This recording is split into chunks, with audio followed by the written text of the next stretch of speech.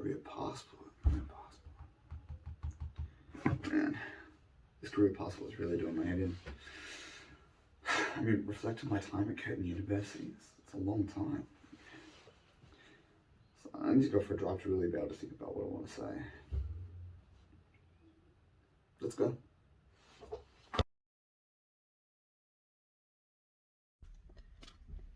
Hi, I'm Wong, a final year Curtin University student studying business law and accounting. Now this video is going to be used to reflect on my time at Curtin University, my time in enhancing a business mind, and a little bit of a future message to myself. Now, trying to reflect on all the years that I spent at Curtin, it's going to take a bit of time. So I figured, why not go for a drive? Now, when I go for drives, I like to listen to music. So, if you don't mind, I thought we should put some on.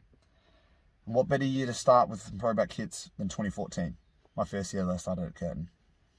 Let's go. It might seem crazy what I'm about to say. Now, my first years at Curtin University, I came out of high school thinking I was that kid that was a bit too cool for school. I came into uni thinking I wanted to make friends, go to parties, and obviously spend a bit of time at the tab. That's not to say that I didn't study. I mean, I did. I just didn't put much focus onto it. I started off my degrees doing applied geology and geophysics. I wanted to get into mining. I have an uncle that's doing mining, so I thought, why not follow in his footsteps? Money seems pretty good. Unfortunately, I came across some health complications. It took me a few semesters off to realize that geology wasn't what I wanted to do. Don't get me wrong, the people are great, it's just, it wasn't for me. I needed something with a little bit more human interaction, something with a little bit more networking. And so I decided to switch to business law and international relations. Instantly, business law and international relations was great. The business law side allowed me to really enhance my communication skills and my networking abilities, seeing a lot of people that were like-minded like me. Unfortunately, international relations wasn't so much. I kind of did it just because it was there, not really because I had any interest in it. And obviously, to teachers and tutors, I think that showed. Assignments were late, assignments weren't done properly. Eventually I got terminated. And that's when I realized I really need to pull my socks up. I need to start looking at the assignments. I need to start reading the briefs. Kind of just like this one. Place and setting. Business. This probably isn't the right attire, is it?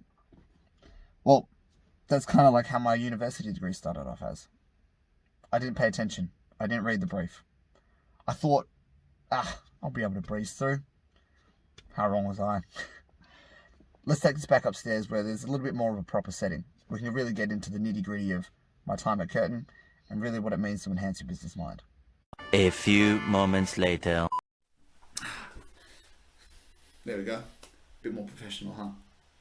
Now, enhancing your business mind was one of those units that I saw on my class list that I didn't think too much of. It's going to be another one of those ones where you get into a class, you sit there, do your work, and that's it. You leave. Funnily enough, it was so much more than that.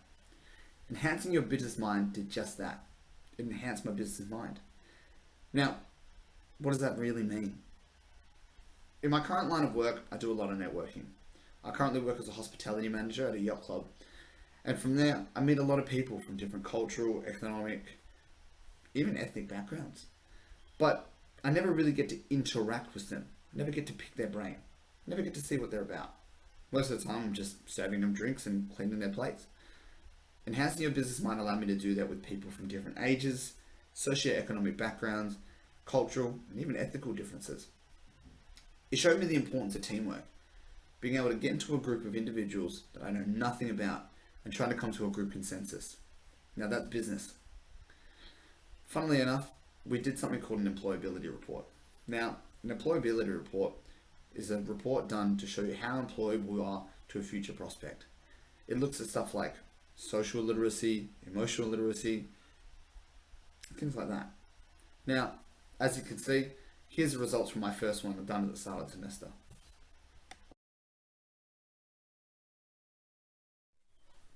As you can see from my first employability report, my occupational and my ethical, cultural and social literacy are rated quite high. So was my basic literacy. I mean, I feel like I've always been like that though. Funnily enough, the two areas I thought I could work on were my rhetoric and my emotional literacy. Now, rhetoric literacy being meeting deadlines, meeting plans, and coming to a group consensus. Funny how that worked, huh? My personal and critical literacy has always been quite high though, especially after what happened at the start of my uni career. I always tried to hold myself to a high standard, but things changed. After the semester, we tried to do another one, and this is how it turned out.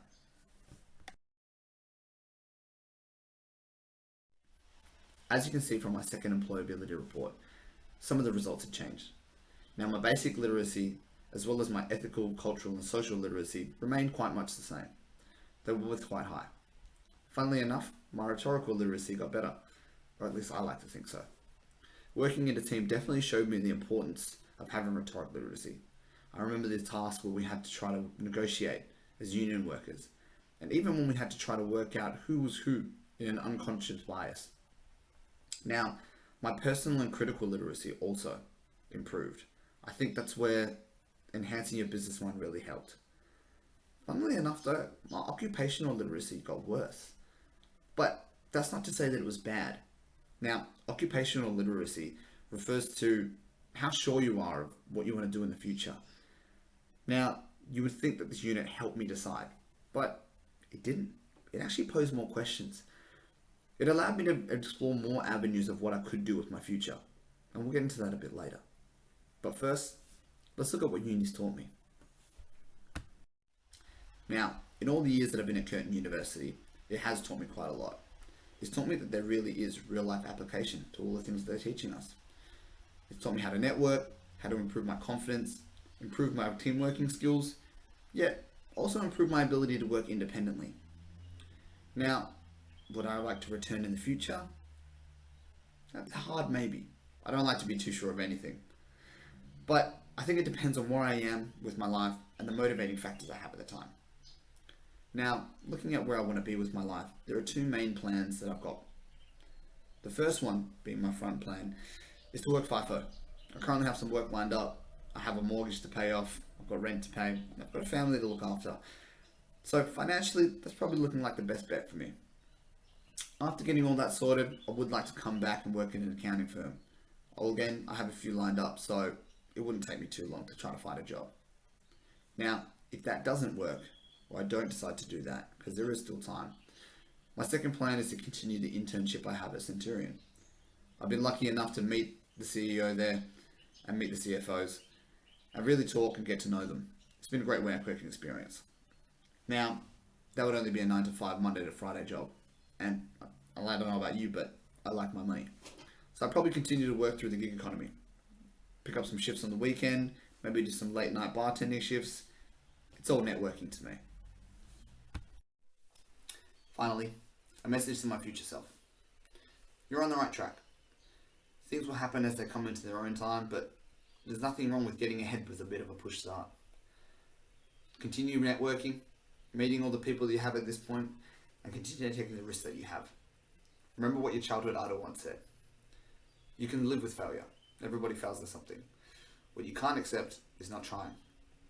If somebody sees something as a weakness, take that perceived weakness and turn it into a strength. Then you'll be untouchable. You'll be the GOAT. I'll see you in 5 years.